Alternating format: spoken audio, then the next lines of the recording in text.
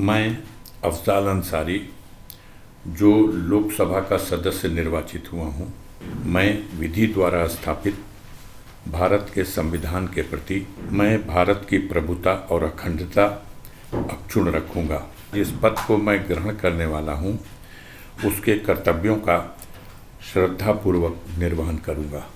मैं अफजाल अंसारी जो लोकसभा का सदस्य निर्वाचित हुआ हूँ, सत्य निष्ठा से प्रतिज्ञा करता हूँ कि मैं विधि द्वारा स्थापित भारत के संविधान के प्रति सच्ची श्रद्धा और निष्ठा रखूँगा। बिरला साहब जो स्पीकर हैं लोकसभा के, उन्होंने आज हमें पद की शपथ दिला दी।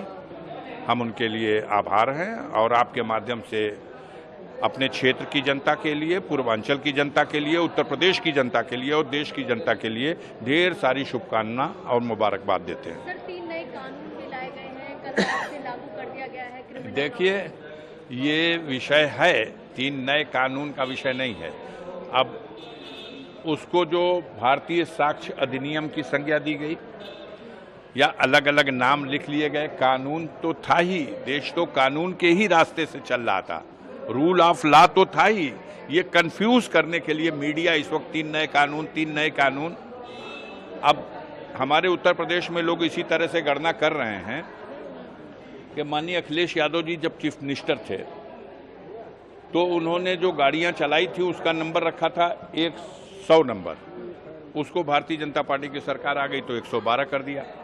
उसी तरह से इन्होंने कुछ नाम बदले हैं, बाकी कानून में क्या बदलाव किया गया है अब उसको अध्ययन करने की जरूरत है, देखा जाएगा प्रैक्टिकल क्या है। कानून विद और उसके जानकार, देखना यह है कि कानून, हर कानून अच्छा होता है, उसका दुरुपयोग जो किया जाता है वो बहुत बुरा होता है। तो इस सरकार में कानून का लगातार दुरुपयोग किया जाता रहा है। वो पुराने कानून का भी दुरुपयोग किया गया, अब आगे नए कानून का जो दुरुपयोग नहीं करेंगे ये देखने की बात होगी। बुलडोजर कार्रवाई की तो बात नहीं कर रहे हैं। 21 कानून में लिखा है। अगर ये सरकार हिम्मत है, मैं इसको चुनौती देता हूं, हिम्मत है तो आप अपनी बुलडोजर की कार्रवाई का एक कानून बना दीजिए। हमारे देश की न्यायपालिकाओं को शिथिल करके, उनके अधिकारों का हनन करके आप ही आरोप लगाओगे, आप ही सजा दे दोगे तो न्यायपालिका की जरूरत क्या है? वो दिन अब दूर नहीं, बहुत जल्दी आप देखिएगा न्यायपालिकाएं हस्तक्षेप करेंगी।